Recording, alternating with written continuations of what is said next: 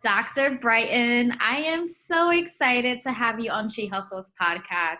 Your book, Beyond the Pill, opened my eyes and just made me realize that all my health issues was my birth control. And from constant seeing different doctors, it's so crazy that your book was the book that was like, okay, this is the problem, and now I know what I have to do. And I just want to thank you for helping me be able to just start my healing process and be able to take control of my hormones. Yeah, well, that's fantastic. It's always such an honor, to hear these stories and to be part of people's healing journeys. People I don't know write me all the time on social media. They email in and just telling me how Beyond the Pill and the articles at drbrighten.com have helped them get answers, solutions, be better educated, be able to advocate for themselves in doctor's visits. And it's just an amazing thing to think like, here we are, like we can help strangers on the internet. I mean, when I grew up, we didn't have the internet. So it's an amazing thing to me. Yeah, same here. I'm 31 years old. I'll be 32, but I did live a few years without the internet. So I'm so grateful for it now because of you. Without Instagram and without you writing this book, I would have just been continued to struggle. Because with the doctors I have seen, it was like, it's not your birth control. It's something else. Let's try this. And it was extremely frustrating. So like I said, thank you so much for writing this book and not being afraid to share the truths about birth control, which we'll get into that. Oh, it's scary sometimes. I actually saw your Instagram stories before we jumped on here, and you were like, you had said, even though you're afraid, you just do it anyways. And that's something that, I got introduced on a stage when I was speaking in Canada last year. And the presenter introducing me, he was like, this is the most fearless woman, the most fearless doctor I've ever known. And I had to get on stage and, here's like this room full of hundreds of health professionals. And I'm like, no. I'm terrified sometimes, but I just do it anyways. It's not being fearless. It's just doing it anyways. And I had a head injury back in 2016. I have this terrible fear of heights now ever since then. And it's the same thing. Like when we're presented with things, like my husband's like, you don't have to do it. I'm like, no, just because we're afraid doesn't mean we don't do things. Like if we're afraid, lean into the fear. There's so much you can learn from it.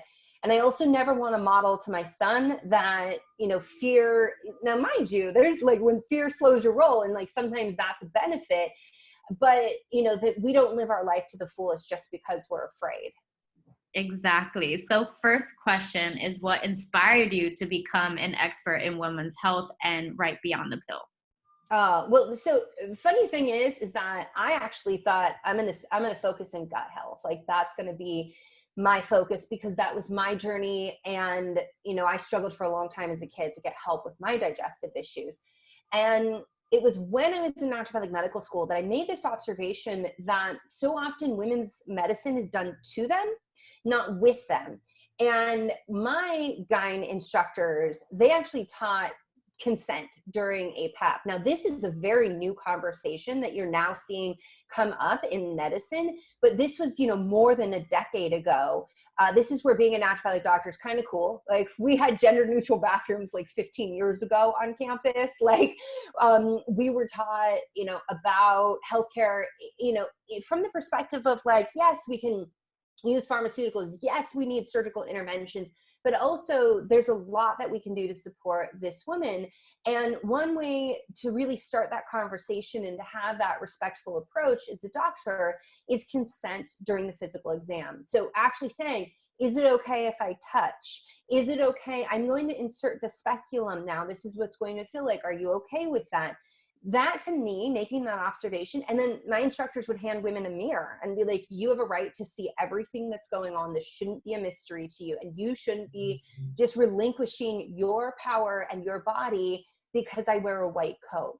And so that was something that really woke me up. I'd never had a gyne exam like that. And it had, a lot of women listening to this are probably going to be like, yeah, I know. It's the smack your bottom, scoot to the bottom of the table. Here comes the speculum. You're told what is happening. And this is a subtle way that we disempower women. And it's something that has to shift. And so that's what really got me into women's medicine, as I saw this opportunity to create a different narrative, to stop taking credit for when a woman heals her body. It's usually the provider that's like, yeah, I did that. And no, we cannot take credit. Like, we're in a partnership, but we have to honor her in every step that she took towards her health.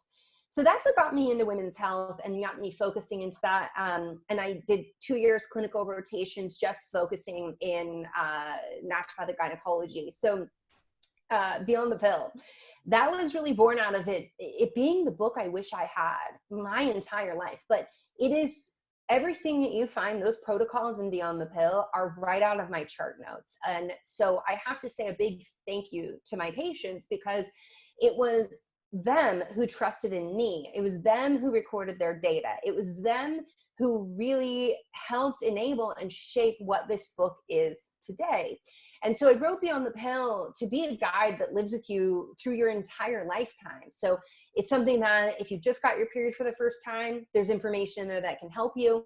If you're wanting to become pregnant, if you're wanting to go on birth control, you are on birth control, you want to come off, you're going to be heading into perimenopause. Like, I wanted to make sure that women had root cause solutions beyond just birth control. But if they did want to use birth control, that they didn't wander around, like I did for 10 years on the pill, just being like, I'm not going to think about the stroke risk. I'm not going to think about the cancer risk. And I'm actually afraid. I'm afraid of pregnancy, but I'm afraid of being on this medication. I wanted to take the fear out of this and really help inform women and give them the full story that we really haven't been given. And I don't think, so much of my work is about how do we get access to information as well as access to these contraceptives to make the best decision for ourselves.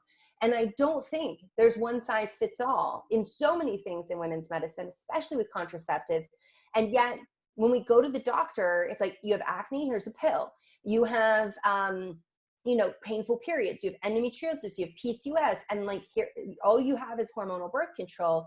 And it's really something that if that works for you, fantastic. But if it doesn't, I want you to know there's another way.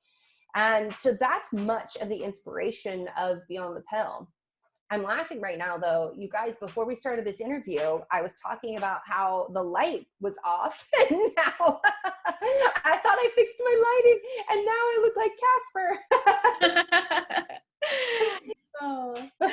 So I would have to, like, it's so funny because you were talking about your GYN appointments, and I actually have one today, and it's very similar to what you said, is like, push your butt down and open your legs, and it's very kind of like uncomfortable. I always say, like, the GYN is always like the worst appointment that I ever have to go to, because it's just like, she talked to you, but her hand is right up your vagina. And I know, right? And that's the thing that, like, we take for granted sometimes as clinicians. We're like, this is what we do. That, like, you are actually inside someone's body right now. So the other thing is you have to be really mindful of what you're talking about. And some of the things, letting someone inside your body is a very, very vulnerable place to be in. And so when you're in that vulnerable state, there are things that can be said to you that, if you weren't in that position, you'd be like, yeah, whatever.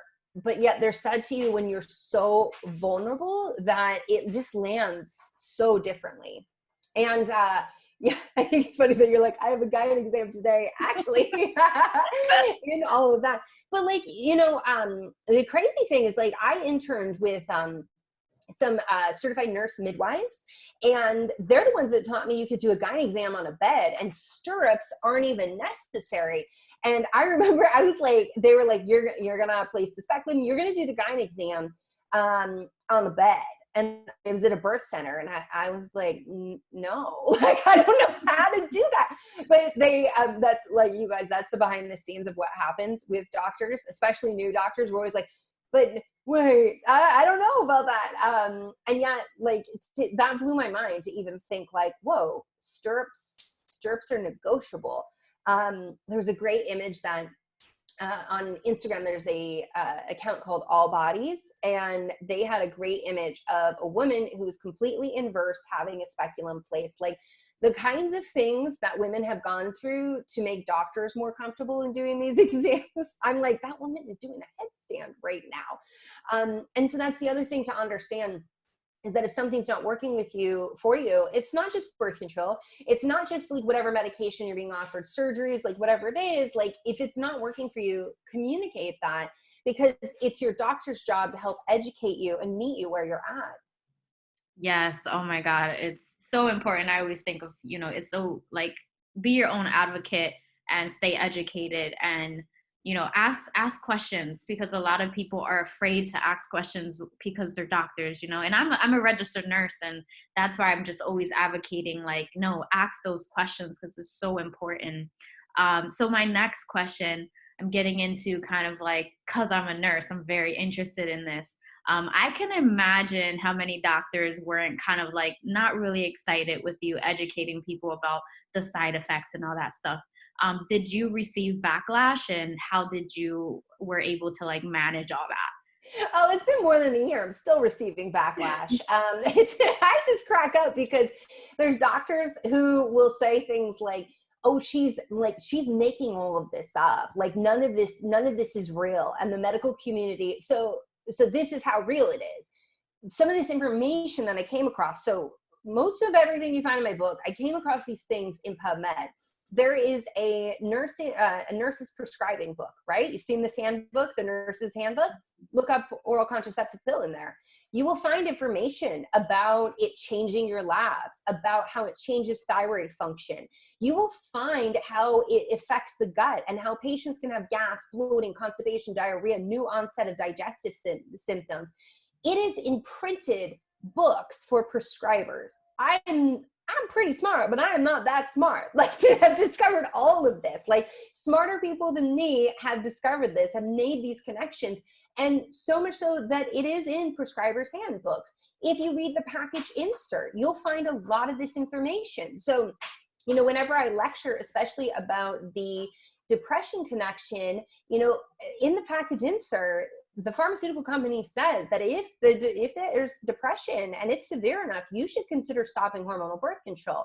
But what most women are met with is, it's in your head. It ain't birth control. But you know what lives in your head? Your brain. You know where birth control elicits its effect?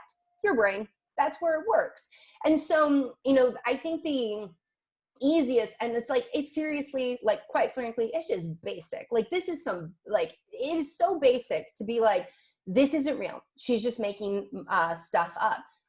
The other thing is, like, it's usually the female doctors that are like the super catty, like they're like, I'll see them posting about how they used to be mean girls and how it's so wrong to bully. And I just laugh because I'm like, y'all, the clique just changed. You may have grown up, but the clique, you just changed cliques. Like, that's it. And now you think like, well, I'm in this wheelhouse. This is my clique. So anyone outside who's talking about this, like, I'm going to discredit and dismiss them by, one, they'll comment on my body and my appearance. Sometimes I laugh about that really hard, where I'm like, that's seriously, are you 14?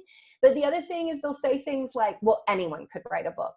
Well, true. Anyone could write a book if they did the work, but not everyone does. And so it's these kinds of things where it's like, they're quick to dismiss like who I am. Well, I'll also hear things where they're like, you're not a real doctor. That always cracks me up, because I'm like, you are a doctor. Like, you get to make medical decisions. You don't know anything about my training. Like, so to dismiss me and say, oh, well, she's not a real physician. I'm like, well, the law reads naturopathic physician. I have a license. I don't understand like how to explain that to you better. Oh, and then they'll say, well, we don't recognize you as a doctor. We as in like, what, 5 of you? Like, doesn't really matter. Like, so, I could go, like, we could do a whole podcast on the type of haters that I get. The way I handle it, and I really look at it, is I don't get up in the morning for them. I get up in the morning for women like you. It's women like you, and the hundreds, sometimes thousands of messages I get every day of women saying, thank you for saying this. My doctor dismissed me. With Beyond the Pill coming out, there was a young woman who her mom advocated for her. Her mom read Beyond the Pill. Her daughter was having difficulty breathing, having all these symptoms. Her doctor sent her home. Her mom's like, no. I actually just read this book. this sounds like it could be a clot. You're on birth control. And sure enough, she had a clot, but she'd been dismissed. That's why I do what I do, because as much as like the medical community wants to act like they're just, you know, they're the best thing since sliced bread for women, they are doing a disservice in a lot of ways. Does that mean they're bad doctors? No, that doesn't mean they're bad doctors. It just means that like a lot of times they're not thinking independently. And that's what you'll see a lot when haters come in, is that they're perpetuating this old story and this old narrative. Like I had actually an interview with you know, someone in the Netherlands, and what she said to me was so striking. She said, you know, from our perspective where we're at, is that it troubles us how in the United States it's if you treat all women that they are broken or deficient unless they're on these synthetic hormones. And that really struck a chord with me, where I was like, wow, here are people in the Netherlands, clinicians, and that's what they think about the United States, is that we tell women that they're broken unless they get on contraceptives. And she was like, that's why y'all try to, well, she didn't say y'all, they don't say y'all there, but she's like, that's why you guys try to get them on contraceptives as young as possible and tell them to stay on it until they get into menopause. And I'm like, wow, like I had nothing to say to that. And I'm like, well, not everyone. But yet like that is the outside perspective. And it's so interesting to me because when you look at these other countries, they're way more open to the conversation about side effects. They're way more curious. And there is something going on in the United States here where it's like, you're not allowed to question birth control ever. And if you do, then you're anti-woman.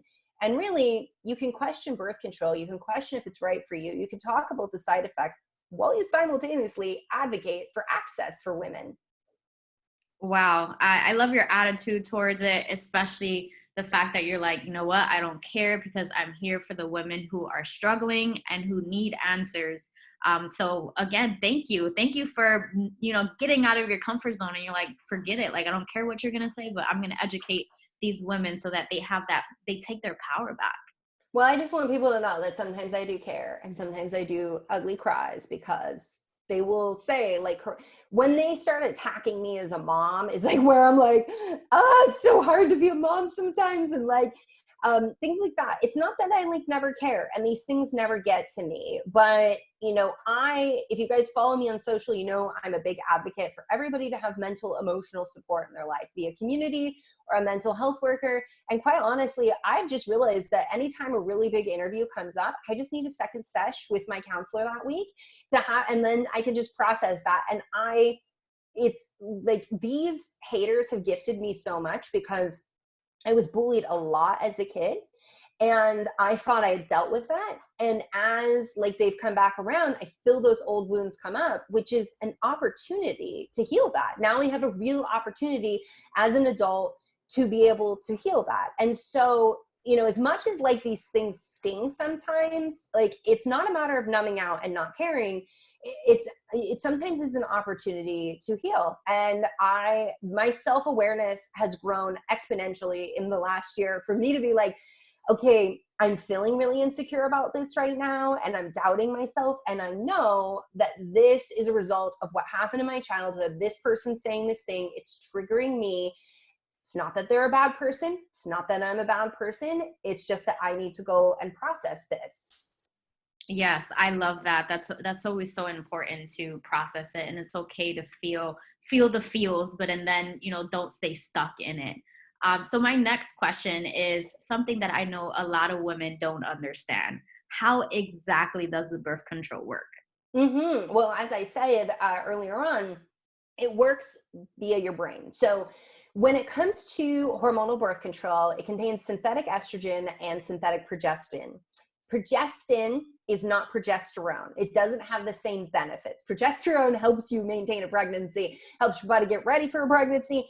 Progestin sabotages all of that, which is awesome if you don't want to have a baby. So with the pill and many of these contraceptives, you know, if it's going to shut down ovulation, so that's the primary mechanism, right? We don't even want to ovulate. So if it's going to shut that down, it does it via the brain. So you flood your system with enough hormones that it shuts down brain communication to your ovaries. So let that sink in. Birth control works at the brain level. That is the primary mechanism to stop ovulation. I didn't know this for like a good 7-8 years while I was on hormonal birth control. And the other mechanisms is that progestins will thicken the cervical mucus, and so try to prevent, so it'll change. So we've got everybody, you've got a window of fertility, and you have fertile cervical mucus, which is basically a super highway for sperm to get to the egg. And then there's the rest of the month where your body's like, yeah, no, we're good. And that's what birth control helps alter, is that cervical mucus. It also thins the endometrial lining, so that if you were to ovulate, and so if primary mechanism fails and the secondary mechanism, sperm actually meets egg, if that egg becomes fertilized, then it can't implant because the endometrial lining is thin. So those are some primary mechanisms by which birth control works. And by the way, so that last one is one where women will get quite upset. Like when it comes to beliefs, and when you believe conception, when, conception happens, when life begins, like that is more of a belief, right? We don't have like a scientific way to be like, no, this is absolute, that's absolute.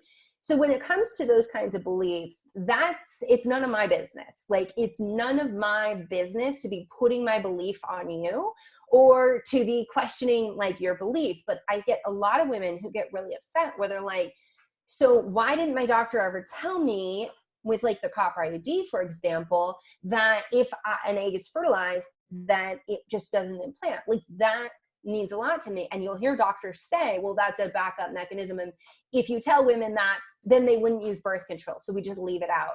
That's not right. I don't care what position of authority you're in. You don't have the right to withhold information from women, because if that's her belief, and I have had patients who've come in and, after having, an IUD, and they're still having periods, and they learn this, and that's a huge, they felt betrayed by their doctor. But the mental health work they had to do because of what their deep-rooted belief systems are and what they've realized that they've done to their body. That's been a lot to witness. And we get them over with a mental health worker right away to help support them through that. I've had women that, they're very religious, and just to witness that, of like, they didn't know because they didn't have the education, the information. Now, that's something, again, I'm not going to be arguing beliefs here. Whatever you believe is your right to believe. And it's my job as a doctor to respect that. Like, it's the same when people come in and they're like, I'm an ethical vegan, or it's part of my religion. Like, I will talk to them about how their diet is impacting their health, but I still have to respect the fact that that's their belief system, because beliefs are a part of our health. Yeah, I love that you shared that, because I was prescribed birth control when I was 18. I didn't know anything about birth control. I just knew that I didn't want to was starting to have sex. I didn't want to get pregnant. Yeah. That's it. But I never got the explanation of how it worked, what the side effects were. And as a nurse, I'm just so mad at myself that it took me so long to realize it. Because I did what I had to do, go to see different doctors and figure it out. Because I ended up having leaky gut, anxiety, depression, you name it. Literally every side effect in your book, I have. And I was like, oh my God. Like, so when I read your book and I listened to it several times on Audible. And I finally opened up like my side effects of the birth control. And there it was, like plain as day. But no doctor ever said that it was my birth control. It was like, here's a pill for your depression. Here's a pill for your anxiety. Use this to have sex. Like, it was insane. So my next question is, because when I read it in your book, I started to laugh and I was a little upset about it. Why isn't there a male birth control? Oh, well, okay. So before everybody gets upset, because people get really upset at pharmaceutical companies, we have to understand that they're operating in a capitalistic market. Okay, so there's like a root here. We're in a capitalistic market, which means that when you put money into research and development of a drug, you need to have an ROI, a return on your investment. Now, the story goes is that pregnancy is the burden on a woman's body, right? So there's that one piece of the conversation that who's like, if there are side effects, what man is going to use that when he could just pass the buck over to a woman. Now, there are definitely some woke men out there that are like, no, no, no, I want to be part of this conversation. I always see these memes going around. And there was actually this, she's a Mormon mom of four who wrote a really eye-opening article that I read. And I never thought about it from that perspective, but that all unintended pregnancies are actually because irresponsible ejaculate. Not because women are promiscuous, not because of like this whole idea that we always put it on women. And she's like, this is always put on women. And yet the reality is if you were responsible with your ejaculate, then no baby could ever happen. It's like, I'm like, okay, I've just been like a doctor for 10 years here. And this is why we have to listen to women. And like, just because they don't have credentials doesn't mean they don't have wisdom, because that was really eye-opening to me.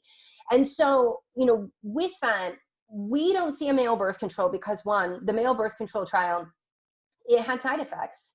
And they knew that like men weren't going to put up. The funny thing about this trial is that they had lower incidence of depression compared to female contraceptives. But again, if there's not a market for it, so if there's no one that's going to buy it, they're not going to continue to develop this. I'm a mom of a boy. I don't know that I want him on birth control, but I do like that he could have an option. I'm a first generation college student because of birth control. So I definitely see the value of it. I'm very grateful that I have access to this. And so, what we have at best right now are vasectomies. And yet we're starting to see research coming out of like, could this potentially affect men's hormones? Much in the way that we're seeing talks about post-tubal ligation syndrome. So when women get their tubes tied, I'm no expert in that, but I've had enough patients report it, and there's very few studies on it right now, but you can find some in PubMed. So, what do we have? We have condoms. But for everyone listening, the best way to prevent sexually transmitted infection is to make sure you're using condoms. So this is something that I'm always surprised about, is how often women are put on birth control. They're sent to college, and I'm like, well, what are you using for barrier? And they're like, well, why do I need a barrier? I'm like, well, because HPV, gonorrhea, chlamydia, HIV, birth control doesn't prevent that. And so, if you want to talk about like one of the best effective ways to prevent pregnancy, barrier method meets another method. Like, so whether that's the pill, the patch, the ring, one of the versions of the IUD, even using fertility awareness method, you have to be well educated in that and know that it's not a guessing game. It's just, there's science involved. You've got to be tracking data.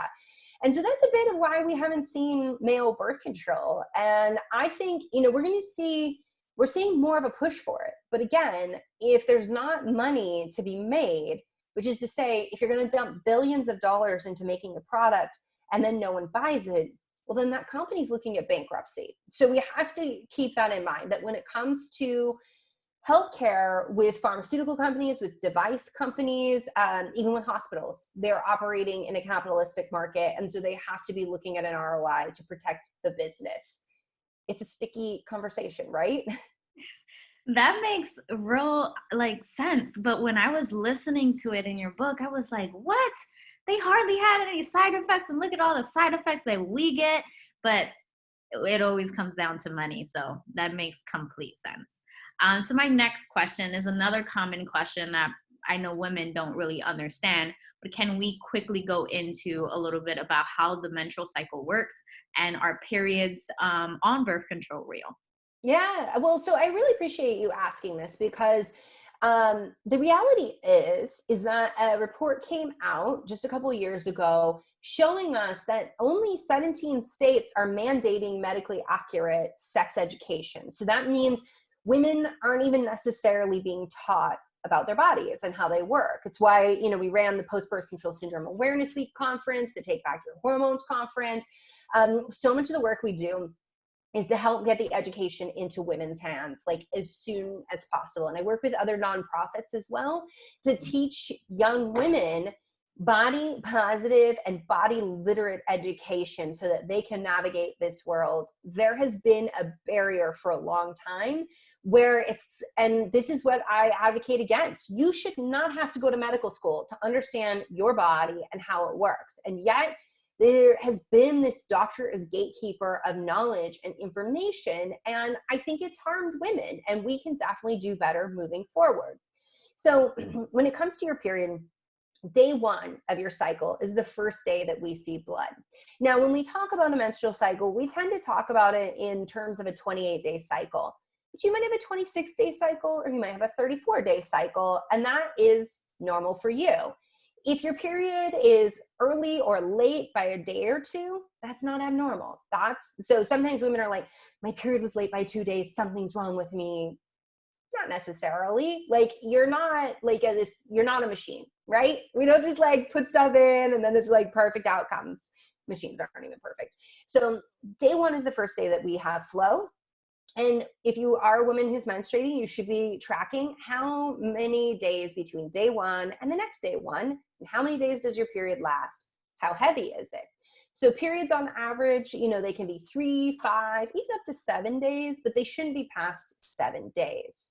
So in day 1, when you get your period, this is because your hormone levels have dropped. Estrogen and progesterone, natural progesterone that you make, drop. And that triggers the endometrial lining, the lining of your uterus, to shed.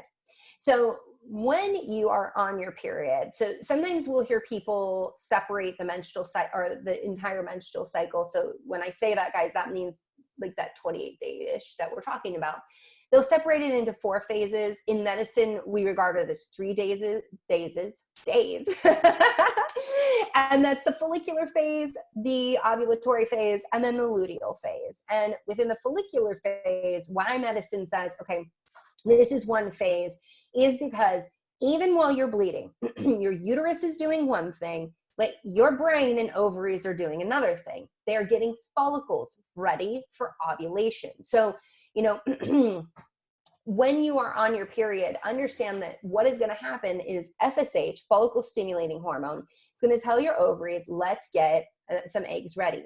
During the follicular phase, estrogen is your prominent hormone. So estrogen is going to be your prominent hormone, and then it's going to spike. When it spikes, that's about mid-cycle. Maybe that's going to be day 10, maybe it's day 14, maybe it's day 18 if you have more like a 34-day cycle. When it spikes, it triggers LH, luteinizing hormone, to be released from the brain, and that triggers ovulation. Now you're in your ovulatory phase. That is only going to last 24 hours. So you ovulate, you drop an egg, that's a 24-hour event, and then what is left behind in the ovary is the corpus luteum. The corpus luteum is now going to put out progesterone. Now we're going into the luteal phase. And in the luteal phase, that's where progesterone is your main diva. Yes, you still have estrogen present. This is when most symptoms come up that we call period problems, PMS, if you do not have sufficient progesterone, which could be an issue of you not ovulating. It could be an issue of failure of the corpus luteum. It could be just an issue that you are not producing progesterone because maybe you're really stressed out or you're not eating enough. And so that'll take you through your luteal phase. Those hormones drop, your period starts all over again. And no, pill bleeds are not periods. And this is something that we so often see where doctors will say, oh, your period on birth control. A period is the result of no egg being fertilized. That's what's happening. A period comes after a whole cascade of hormones in your menstrual cycle. You are ebbing and flowing with estrogen, progesterone, and testosterone. While you're on birth control, you are static. Then you just withdraw hormones and you have a bleed. It's a medication-induced withdrawal bleed. And so that's not necessarily a bad thing. In some instances, we need to use that so we don't develop something like endometrial hyperplasia, over buildup of the endometrial lining.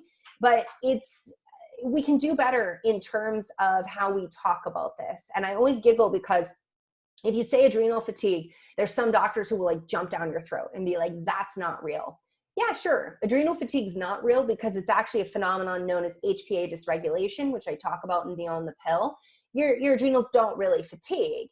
But then in this like same sentence, they'll be like, and then she's getting her period regularly. And it's like, well, that's not real. So let's talk about that. And to understand that like we start with certain terminology and then things evolve over time and we get more refined and much more specific in our language. Yes. So because like many years I was like, I thought I was having a period, but I wasn't. Um, Me too. I was I was a vegetarian and overtraining, and I was working out sometimes 15 to 20 hours a week because I was a group fitness instructor in college. That's how I made money to pay for food and to pay my bills in college. And so, and I look back and I was so like people, I mean, I got really lean and I got down to like less than 17% body fat. And people would be like express concern to me. And I'm like, but I still get my period. I was on the pill. And I said that, and I was so like egotistical about it. I was like, I get my period. Like, I'm fine. Because my doctor was like, if you get your period, you're fine. But that wasn't a period. So I'm like, I actually don't know. I may have lost my period from that like degree of training. Like, I don't know. I'm not gonna go back there and do that again. But it's things like that where, you know, I may very well have been doing harm in that capacity to my body. And because I lost my fifth vital sign, which is your menstrual cycle, your period, I didn't have that gauge. And in women, your menstrual cycle is a really, really important gauge of your health. If you're having period problems, then you've got hormone issues. If like you're having, issues with like PMS, mood swings, headaches, and they're cyclical, we've got hormone issues going on, and that needs to be investigated. I love that you shared about the fitness aspect because I compete and my body fat last year was like 8%. And I haven't had, yeah, it was crazy. And I haven't had a period in forever, which was, I guess, the overtraining and obviously the low body fat. So I'm glad that you added that because a lot of women don't know, like they want to lose weight and they lose drastically. And then they're like, why am I not getting a period? And there's so many Yeah. other reasons why we don't get our periods, right? Well, not to mention that when you lose weight drastically, you're more likely to gain it back. And in addition to that, you can trigger other issues like gallbladder disease can come after rapid weight loss. And so nobody wants to be patient, right? Because it's like, oh, it'll be like March, April, and everyone's like, I got to get bikini body ready. And so I want to lose all this weight like really quick, but really more like 3 pounds a week is sustainable. That's the upper end of like what has been shown to be sustainable and to keep it off. And P.S., you're already bikini body ready because you have a body. And then you just have to buy a bikini. That's it. Yes. That's all you have to do. Amen to that. So I have many friends and family who have PCOS and endometriosis. And this question comes from them. Yeah. They wanted to understand why are doctors always prescribing the birth control pill because now they're figuring out or thinking that it's just a Band-Aid for their issues. Yeah, I mean, it 100% is a Band-Aid. It doesn't address the root of what's going on. And here's the worst part about it. We don't totally understand what the root cause is of PCOS or endometriosis. Why? Because we don't put enough money into women's medicine research and we haven't been funding it. Historically and currently, the funding for women's medicine and to actually understand these conditions is really, really poor. And sometimes it's born out of this idea of, we'll just give them the pill. That's good enough. Send them on their way. No, that's not good enough. So why do doctors use it? Well, because they believe it'll help. They believe this is the best tool they have in their toolkit, and then it's going to help you. So like, it's not coming from like some like evil, wicked place. It's actually coming from a place of like, they believe this is the best fit for endometriosis or PCOS and any woman who has it. And so that's what they offer. Now, it can be helpful because like, with polycystic ovarian syndrome, one of the hallmarks of that is anovulatory cycles. So in some women, we will see estrogen dominance or estrogen excess. Estrogen dominance is like what most people refer to it as. And so with that, that's really rooted in that you're not ovulating. And so when you have estrogen unchallenged by progesterone, you'll get endometrial buildup. So that endometrial hyperplasia I was talking about. And so with that, that can, over time, it's going to be a long time for most women, that could put you at risk for endometrial cancer, but it also can make wicked heavy periods once you do have a bleed. And so doctors will sometimes use birth control for that. As we said before, doctors do believe that this is a period, and that's fixed her period. Now she has a regular period. And it's also kicking the can down the road where they're like, well, we fixed your period right now, and if you want to have a baby, we'll just deal with it then. Like, we're not gonna bother right now. It's something that I really take issue with, is that your desire to have a baby or not should not dictate the quality of healthcare that you get. Like, why is it that if a woman says, oh, I want to have a baby, suddenly we're interested in actually helping her discover the root cause and working on all of that? But if she says, no, I'm good, they're like, oh, great, just stay on birth control then, it doesn't matter. Okay, but maybe it does matter to her. Did you ask? So, as I outlined in chapter 8 of Beyond the Pill, with polycystic ovarian syndrome, these women are already at higher risk for having increased inflammation, cholesterol, heart conditions. We see a lot of metabolic issues, the same ones that birth control can lead to in some women. And so I've seen this with my own patients with PCOS, is that they're on birth control and now their cholesterol is climbing, their cardiovascular markers are unfavorable, they come off of birth control, and lo and behold, in 6 months, all of that is melting away, so to speak, out of those labs. So it is something that we have to be mindful of, and we have to monitor women. And that birth control mechanism is to shut down ovulation. How could that fix PCOS when one of the hallmark issues is that you don't ovulate, which is why you have the symptoms that you do? And that insulin hits the theca cells in your ovaries and puts out androgens, testosterone. But birth control is really good at tanking your testosterone, which is why some women also choose to use it with PCOS. It can help with cystic acne. It can help with hair growth on the chin, chest, abdomen, hair loss on the head in some women. In other women, it can get a lot worse. And really, we don't have enough research to answer why her and not her in so many of these side effects.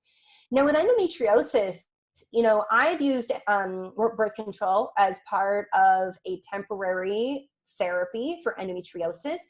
These are women who they're in tremendous pain sometimes. Not all women with endo present with pain, but those who do, it can hijack their life for like 2 weeks out of the month.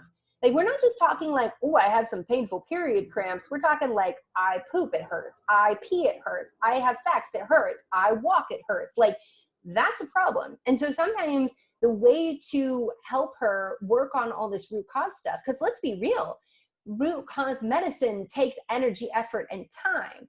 And if you're sick 2 weeks out of every month, we're talking 6 months out of the year, you can't function, then the best thing might be to shut down your period altogether for a good 6 months or so while we work on all of this. And sometimes, I will prescribe birth control. I'll say, go ahead and just skip your periods. And we're going to work on your gut. We're going to work on your diet. We're going to work on all of these other aspects. They may even see an incision surgeon in that time.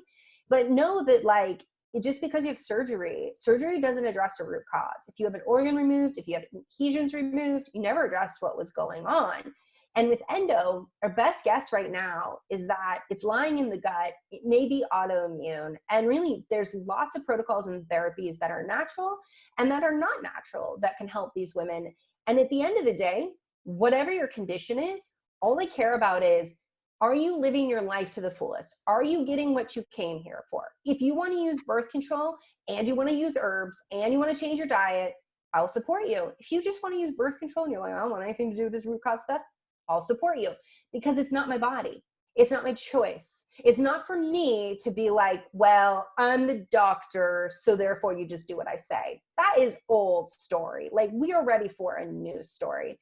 So there are absolute benefits of using birth control in certain conditions. I've had patients that their periods are so heavy that I'm like, girl, we are looking at a blood transfusion. If you are losing more blood, like, we can't get your iron stores up.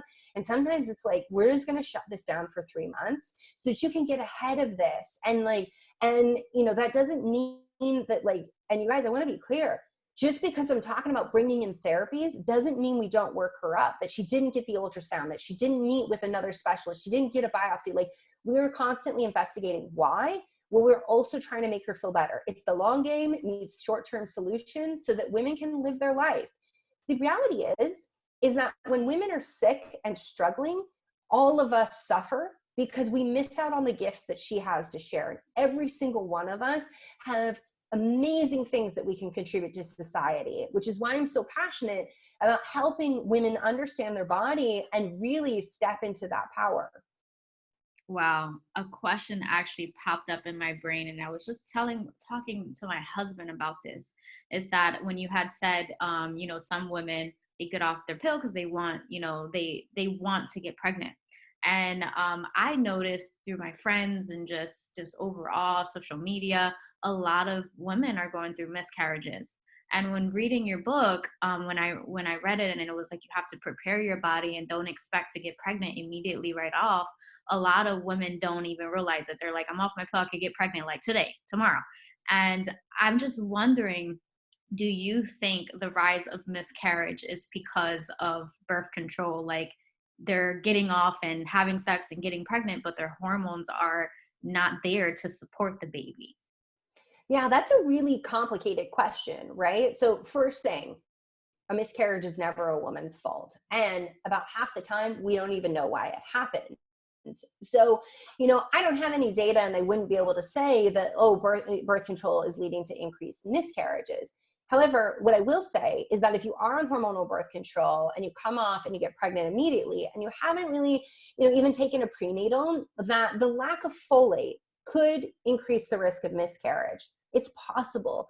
It doesn't mean that it's true for every single woman, but hormonal birth control, the pill specifically, can lead to deficiencies in important B vitamins like folate and B12, which we understand are crucial. I mean, that's why they put folic acid in our food supply, because that is so, so crucial to early development. By the time you know you're pregnant, that developing baby already needed that folate. So if you're on a medication that depletes folate, and there's others out there as well, you have to be sure that you are replenishing those stores. And I tell women, you want to get on a prenatal generally at least 3 months, maybe even more, before you try to conceive.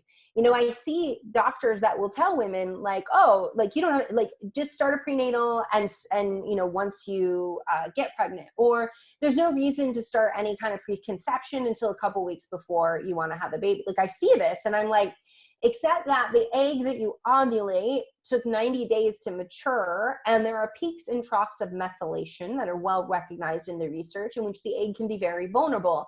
And yet nutrition, lifestyle, so like environment, what you come into contact with, all of these things can influence that. So I want every woman. I've personally suffered from a miscarriage, and it was one of the most heartbreaking things that I've gone through.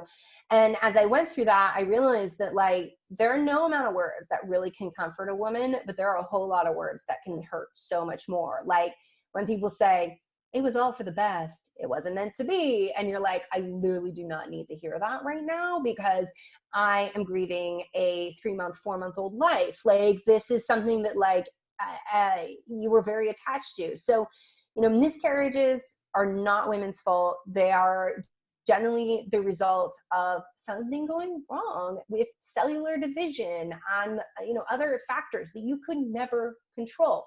And why I say this is that if you think about it, every single cell has to divide to be compatible with life. Like all of those cells dividing just to get it right. Like it is a miracle that we are all here and we can celebrate that. But I don't think it serves anyone to point the finger of like, you did this, therefore it's that. It's like, okay, what might be going on for this woman? Let's investigate that. And I'm not saying that you were doing that. I just always want to be really clear with miscarriage, because it is most people's inclination in society to be like, what'd you do wrong? And it's like, well, she's only 50% of the equation, by the way, so he may have done something wrong, but does it really serve anyone to point the finger and place blame in this arena? It doesn't. I love that you said that, because a lot of women, even friends, people that I know who've had miscarriages, they blame themselves. And I'm definitely going to share this episode with them, because as much as I tell them like it's not your fault, you don't, it's complicated on how our body works. So thank you for saying that it's not their fault. My next question goes back into the pill. I know there's tons and tons of side effects, but what are the most common negative side effects have you seen? And how can someone actually safely come off the pill without having, extreme side effects? Yeah, well, one of the most common side effects of being on hormonal birth control are mood symptoms. So, it's something that it always baffles me how doctors will be like, oh, you're having mood symptoms that are cyclical. That's because of your hormones. let's put you on these synthetic hormones. And then when women are like, but now I'm having really bad anxiety, or I have depression, or even suicidal ideation, they're like, no, it can't be those hormones.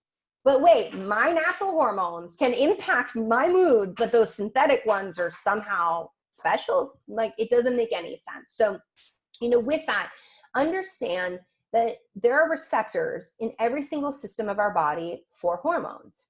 Natural hormones can impact them, environmental xenoestrogens can impact them, and certainly synthetic hormonal birth control can impact them. And, we've seen this, when the IUDs came out, doctors, and you'll still hear doctors say, oh, well, it's progestin that's localized and it doesn't go anywhere else. How does it not go anywhere else? If it shuts her down from ovulating, not all women, but some women it does, it has to be going somewhere else. So mood symptoms are a big one. But, understand the side effects of birth control. Not all women will have the same side effects. And sometimes, you'll have a woman on the patch. She's like, I'm totally moody, depressed. She switches to an IUD. Everything gets better. Like, sometimes changing prescriptions is where it's at. Other issues that I see come up that, you can be really monitoring yourself can be issues with loss of libido. That's a really big common one. And if you lose your libido, it's worth discussing with your doctor. Also seeing digestive issues. So gas, bloating, constipation, diarrhea, IBS symptoms.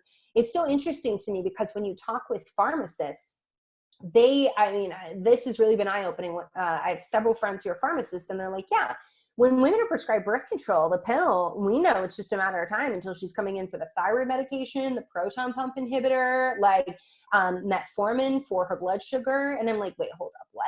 And they're like, yeah, we see this all the time. Yeah, okay. And it's exactly what you were saying. You're being met with more prescriptions.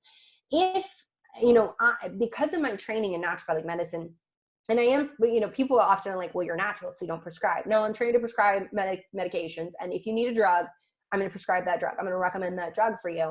And, I always think, like, if we're doing something and now it indicates that we need to use a drug, I stop and pause and say, what might we be doing that's pushing the body out of balance? Like, the body doesn't want to break down. The body doesn't want to betray you. Like, these are dumb narratives that never made sense, not once. So what is it that we might be doing? One is change. Before I write that prescription, what can I consider to, not have to write that prescription? Maybe try something else. What's the most conservative approach we can take? Or what's my plan for getting her off of this medication? And that is something that I encourage my patients, if they're working with another provider and that provider's like, we're just going to get you on this medication, ask the question. I went through this with my head injury, and my neurologist was like, SSRIs, recent studies have shown that SSRIs can help with healing the brain, low dose. And I asked, what's the plan? Okay, if I start that, what's the plan for getting me off of it? And he's like, oh, you would talk to your primary care about it. And I'm like, what's their plan? Like, no, it sounds like there's no plan. Like, I'm going to end up like, and I want to leverage the best thing for me, but if there's no plan to get me off of it, I don't want to be stuck on a medication.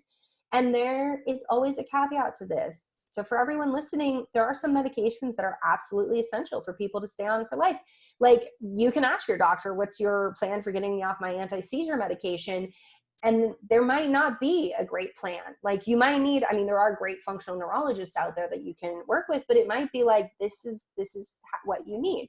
I personally take a thyroid medication. I have Hashimoto's. Enough of my thyroid gland was destroyed that I was unable to produce sufficient amounts. So I'm now on this medication for life. Without it, I would feel horrible. So I'm really, really grateful for it. So understand that, like, some medications we need because they are compatible with us living our full life and living life. And other medications are more elective. And so always just entering that conversation with curiosity. Awesome. And so when someone actually wants to get off of it without, developing. Oh yeah, I didn't answer that part. It's okay. I love how the light keeps changing in here and I'm like, can you see me? Yeah. So if you're wanting to come off of hormonal birth control, I talk about this in my book. If you are on hormonal birth control for endometriosis, extremely heavy, painful periods, or some other condition that you consider to be debilitating, because cystic acne might be that as well, then you want to spend a good 3-6 months prepping your body before you come off. I find that the women who prep their body, they do the best in that transition. And I'll get into a bit about what that is. If you are on birth control just for pregnancy prevention, you're done, you're ready to call it quits, you can stop it anytime. So the next time you want to, it's time to place the NuvaRing, don't. Next time to place the patch, don't. If you have an IUD, you got to go see a doctor or an implant and get that removed. And when it comes to the pill, please do not cut it in half and wean yourself off. And I have had so many women write me and they're like, well, and sometimes they're like, I know you said not to do this, so I did it anyways. Sometimes that's how we have to learn. So I'm kind of like that way too. Sometimes I'm like, I know, but I'm going to do it anyways. And so with that, they cut their pill in half. They start, taking the pill, quartering it, and they're getting headaches and hot flashes. And that's because like their ovaries are like, what are we doing here? I like literally can't figure out what's happening. And you're running the risk of getting pregnant, which is why step one, if you are sexually active with males, is always to have a backup method of birth control, not to just jump off and then, see what happens. You want to have a backup method so that you don't get pregnant. And then you want to be supporting your body. And I take you through the Brighten protocol within Beyond the Pill, which is healing your gut, taking care of your gut, eating prebiotics. You may need a probiotic as well as part of that, really tending to your digestion, supporting liver detoxification. Your body detoxes itself every single day, but it requires certain things to be able to do that. So like B vitamins and nutrients that hormonal birth control can be depleting. And your liver is the one that's processing a lot of these hormones. So supporting your liver and your detox pathways in transitioning off, making sure that we've got our metabolic health in check. So, that may be making dietary shifts to where you have healthy fats, ample protein, lots and lots of vegetables. If you see the recipes in my book, it's like vegetables. And while you're at it, have some more vegetables. And really bringing in a variety of vegetables, but also cruciferous vegetables, fermented vegetables. Those are going to help with estrogen metabolism through the liver and also through the bowels as well. And including things, so like we have a turmeric latte in the book, including turmeric and ginger, other anti-inflammatories, taking care of your adrenal and your thyroid, because those take a hit while you're on birth control as well. And the adrenal glands are main players in regulating inflammation. And then making sure that you understand your hormone imbalance if it comes up. Is it an estrogen issue? Is it estrogen dominance that's frank because your fat cells are producing too much estrogen? Do you have xenoestrogens coming in? Are you not pooping, so you're reconjugating estrogen, putting back into circulation? Or is it relative estrogen dominance and that you're not making enough progesterone, and so now your estrogen is unopposed? Or is it thyroid or cortisol? Or what is the hormone imbalance that's true for you? And then really dialing in and addressing that. And that's what I did in Beyond the Pill, is I set it up so that you could choose your own adventure, but also build your own user manual to your body to test what foods benefit you the most. How do you feel when you bring in certain foods? How is it that you feel when you're using certain herbs, when you're getting 6 hours of sleep versus 10 hours of sleep? And so it's got diet, lifestyle, supplement protocols in there for you to really experiment and understand what works best for you, because that's really all that matters at the end of the day. And you'll hear people out there being like, everyone needs to do this one thing. Everyone needs to do this one thing. And really, it's like, you need to do what works best for you and honor your body, because you are an expert on what your normal is. You are an expert on how things affect you. And oftentimes we relinquish that expertise when we find ourselves in the doctor's office who's telling us, no, your experience is not real. I love that part of the book where, you just allow someone to be their own advocate, to choose, what route they want to go. And it really just opens their eyes to like really know, like, this is your body and you can take control. And being into fitness, a lot of people ask me like, oh, how's your diet? Like, and I'm like, my diet is not always going to be a diet for you. Like, you need to find something that's perfect for you. And now I'm getting off my birth control and they're like, what supplements are you using? I'm like, you can't use the same supplements that I use because your hormones might be a little bit different. So Be your own Totally. Like advocate. multivitamins and prenatals, those work pretty well for us in replenishing nutrient stores, which is a big part of, that can go a long way while you're on birth control and off. When we look at the mood symptoms, we need B vitamins, magnesium, so we can synthesize serotonin. And if you're on a medication that depletes that and you're not making serotonin, well, then we can have some issues with mood. Like, that's not inconceivable. But you're absolutely right. I mean, whenever I post photos of like what I eat on Instagram, and I do it in my stories just to give people ideas, and because everyone asks me, I always get asked, can you just show us what you eat every single day and how you do your hair? Those are my top questions. But I will caveat sometimes, because I eat meat, and I will sometimes get really hateful messages from people being like, you're killing the planet, you're killing animals, like, how dare you eat meat? And I'm like, I respect that, like, for you, that's true, and you don't consume meat. But for my body, and I was a vegetarian for 10 years, after I had my son, I couldn't be a vegetarian. And I wasn't a vegetarian through my pregnancy, but like, I couldn't. Like, I had to eat really high fat. I didn't even like, keto wasn't even really a thing then. And I was eating more like a ketogenic diet because it was high fat, protein, and tons of vegetables. And, but I just had such blood sugar issues, which was, I have an autoimmune condition that affects my thyroid, my adrenal glands, my connective tissue. I'm just a ball of autoimmunity.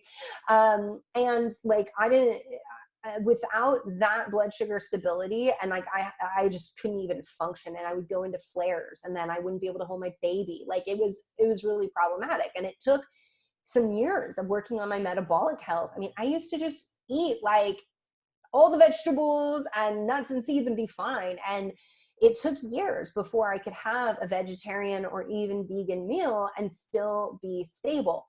That was what was true for me. And now I'm like, yeah, I can have like a big salad with like different proteins in there. I don't always have to have animal proteins, but I figured out what works well for me. And I think that we often come from a place of like, well, we're just all humans. And we think that because this is how we operate, therefore we know how everyone else should be operating.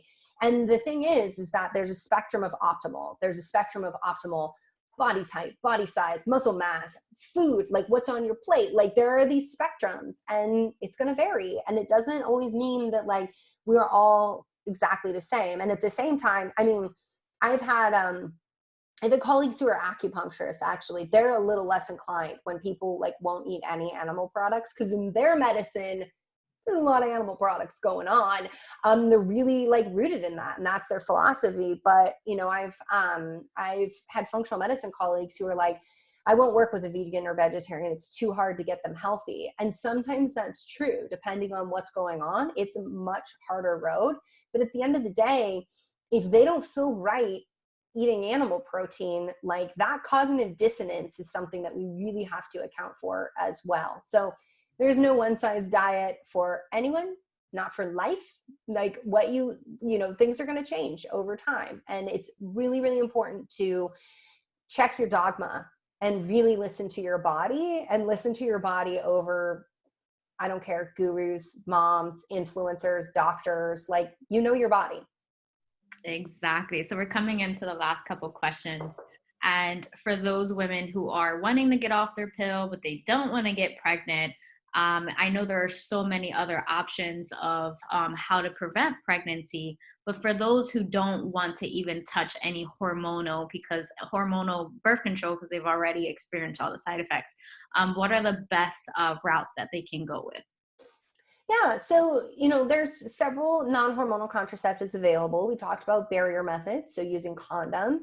Harder to find a diaphragm, a little easier to find a cervical cap these days. We also have a non-hormonal IUD, the copper IUD. Works well for some women, not for all women. Again, it's very individualized, and you always have to ask what's true for me. And then, of course, there's fertility awareness method, which is, the highest efficacy rate comes when you take your basal body temperature and you partner it with knowing your body and your symptoms. And I'm a really big fan of everyone learning fertility awareness method, not necessarily for birth control, because it really helps you understand your menstrual cycle, how your body works, why there's goop in your underwear, why it is you need more lube at certain times of the month. There's just so much that you can learn about your body from that data. And then there are gels out there that are being developed, some that alter cervical mucus so that the sperm can never make it there. I haven't seen great studies on that. That doesn't mean they don't exist. All I'm saying is I haven't seen them yet. And I never want to be one of those doctors that's like, just because I haven't seen it means that like the science isn't there or it doesn't exist. So that's some of the things that we have available. And it's all about like, what is the most effective method that you are happy with, that you can follow? Awesome. I actually started using Daisy of maybe like a month ago, and I feel like I have this power that I know what's going on now, and like so many years I had no idea, and now I'm like looking at my temperature and I'm so into it now. Yeah. So last question is for those women who really need help and they're struggling and they're having all these side effects and they don't know what to do and doctors are not listening to them. Can you tell us a little bit about how you can help them and what is the 30-day Brighten program? Yeah. Well, one thing I will say is that gaslighting is a phenomenon that doctors like to pull on women sometimes. And one of the best things you can do is write down your symptoms, write down duration, severity. If you're having heavy periods, like how heavy, like not just saying I have heavy periods, like I'm changing a tampon every hour for like 3 days, like that kind of data coupled with your questions, and take those to your doctor's office. Because it's very hard to gaslight you when you've got it written down in front of you. When the doctor says, oh, I think you're misremembering your period, and you're like, no, I wrote it down. I'm not. This is real. So that's one thing, and I'm not like, let's not throw doctors out. Let's just make sure that you are well educated so you can advocate for yourself. Now, within Beyond the Pill, you're going to find tons of quizzes. So lots of quizzes to help you get dialed in on where you need to be working. There's also a meal plan and recipe guide in there. Yes, it does include meat. And if you are a vegan or vegetarian, then substitute it. And we pull out soy for part of the program. It's not because these foods are bad, you guys. There are like lots of people out there being like, gluten's the devil, soy's the devil, coffee's the devil, no woman can drink coffee. Drinking coffee right now. But that's just not true, right? Like, this is not true. Does it work for you? How do you feel when you eat it? If you eat dairy and you break out, then that's what's true for you. And sometimes people will come in and be like, well, the studies don't show definitively that dairy causes acne. Who cares? Your body showed you that dairy is causing acne for you. So, and does that mean you can't have it forever? No.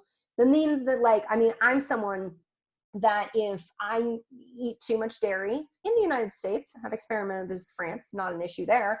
I will start breaking out, and everybody gets some zits here or there. That happens, guys. That's not abnormal, but I'll be like, what is this on my cheek and my chin and what's going on? And I know sometimes when I'm at a party and I'm eating that cheese platter that I'm like, you're rolling the dice right now. But I know I'm making an informed decision. So with that, in that protocol, there's going to be nutrition guidance. My background started in nutrition, so it's really the foundation of so much of what I do. Is what you put at what you put at the end of the fork is really powerful medicine. How can we leverage that?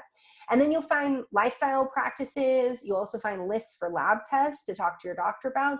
Chapter 4 is all about solving your period problem. So it's about like, hey, if you've got a heavy period, this is what it might mean. These are the labs to ask your doctor for. This is the kind of conversation you should be having. Like, is it fibroids? Is it something else? And here's what you can do right now. You can start eating iron-rich foods, B vitamin-rich foods, so you can build up your blood supply. Like, we don't have to just wait until we see our doctor to start, taking better care of our body. And at the same time, sadly, majority of doctors are not trained in nutrition. They're actually only trained to be like, vitamin C, you might develop scurvy. I mean, they're like trained in like when things go really bad in terms of nutrition. And that was a big reason why I decided not to go to conventional medical school and instead went the naturopathic route, is because I wanted to bring that nutrition into medicine and not step into a paradigm where nutrition was being discarded, being laughed at. The doctors weren't referring to registered dietitians. And I didn't want to end up in a position where I was really only prescribing medications. I wanted to be able to offer my patients a variety. And that's the difference with naturopathic medicine, is that we were trained in pharmacology. Well, we also are trained in nutrition and trained in herbs. We understand drug herb nutrient interactions. We understand drug, like what nutrition has to change if you're on certain drugs. And that was something that was really important to me, to be able to provide that. And so understand that that's the same kind of information that you're going to see come through in Beyond the Pill. I don't go through like, oh, like take NSAIDs, take this medication, that medication, because there are a lot, you're already having that conversation with your doctor. There's lots of people pushing that, your way. I wanted to give the things that I'm most asked for, which is, what can I do instead of taking Midol? What can I do instead of taking the pill? Or what can I do if I'm on the pill instead of having to get on a proton pump inhibitor because now I have heartburn? Like these kinds of things. And it isn't to say that one way or the other is best. It's about giving you options. And so that's what you're going to find in Beyond the Pill. And I know you've been already exploring and in it. So I'd love to hear from you how it's been helping you. Oh man, it's been amazing. So I started the prenatals, and I'm taking chasteberry and a lot of other herbal supplements. My eating has always been pretty good, but I did notice getting off the pill, I started to have like a lot of cravings, and I was like, oh God, I've never had these crazy cravings. So it's actually only been since December 19th that I stopped the pill, and I've been going through a lot of stuff, anxiety, a lot of depression, and just trying to stay positive throughout it, but doing all the right things with listening to your book. And I'm like literally listening to it every single day on repeat, that I'm like not missing anything. But I am just truly thankful for you writing this book and educating us women about our hormones, about our menstruation, because sadly a lot of us women don't know. So thank you for doing that. And thank you for being a part of She Hustles podcast. I'm just like so happy that you were able to educate all of us about all this. Yeah, well, thank you so much for having me. It's been an honor to speak with you and your audience. And I really want to say, nurses are like some of the unsung heroes of healthcare. And so many times my patients are like, if it wasn't for the nurse, XYZ. And so really, really grateful for the work that you do in this world as well. Thank you so much.